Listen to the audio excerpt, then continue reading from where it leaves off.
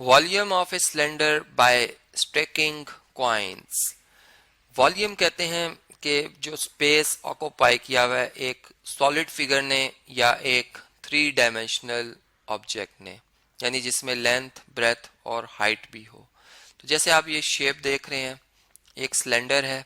जिसकी top surface या bottom surface जो है वो सर्कुलर शेप की है, यानी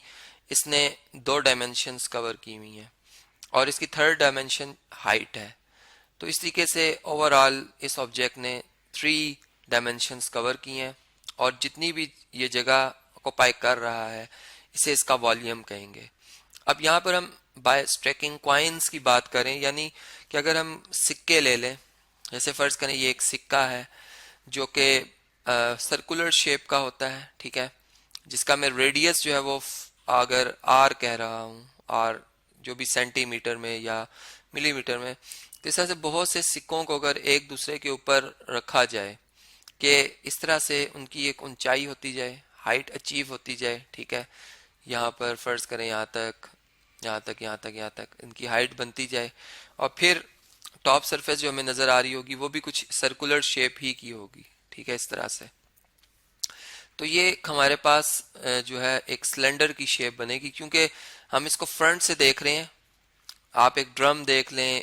एक वो भी एक सिलेंड्रिकल शेप का होता है, इस तरह से उसमें मतलब उसके बहुत से पार्ट्स जो हैं वो आपस में ज्वाइन होते हैं, ठीक है, इस तरह से। ये आप समझ लें कि ये इस तरह से राउंड्स में हमें नजर आ रहे हैं कॉइन्स पड़े हुए, ठीक है, इस तरह से। तो ये बेसिकली हम अब इस टेक्निक से देख रहे हैं कि ये वॉल्यूम अगर हमें फार्मूला बनाना हो तो हम किस तरह से इस सिलेंडर का वॉल्यूम जो है वो बना सकते हैं, ठीक है जी। इसका फार्मूला हम कैसे ड्राइव कर सकते हैं। देखें, अब हमारे पास ये बात हम ऑलरेडी जानते हैं कि सर्कल का जो एरिया होता है वो इक्वल टू होता है पाई टाइम्स आर स्क्वायर के, ठीक है। अब हमने जब इस जो कॉइन्स हैं, जो एक कॉइन जगह घेर रहा है, स्पेस ऑक्यूपाई कर रहा है, वो पाई आर स्क्वायर की कर रहा है, तो फिर अगर एच क्वांटिटी में वो कॉइन्स पड़े हों एक दूसरे के ऊपर, एक दूसरे की टॉप के ऊपर पड़े हों, तो वो कितना स्पेस ऑक्यूपाई करेंगे। वो हम जैसे हम यूं बात करते हैं कि अगर 5 टाइम ऐड हो रहा हो तो हम इससे सिंपल 5 टाइम 2 लिख देते हैं। बिल्कुल यहाँ भी वही बात है कि हमारे पास सम वही आएगा 10, जैसे यहाँ पे आया कि हम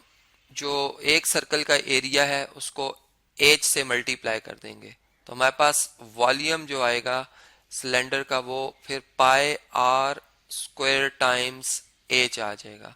और इस तरीके से हम जो है वो तमाम जो स्पेस इस सिलेंडर ने ऑक्यूपाई किया हुआ है वो फाइंड आउट कर सकते हैं, जिसके के यूनिट्स जो हैं यहाँ पर मैं बताता जाऊं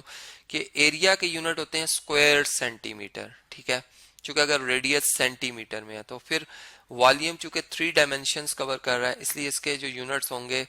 वो क्यूबिक होंगे यूनिट्स। अब वो सेंटीमीटर में हो सकते हैं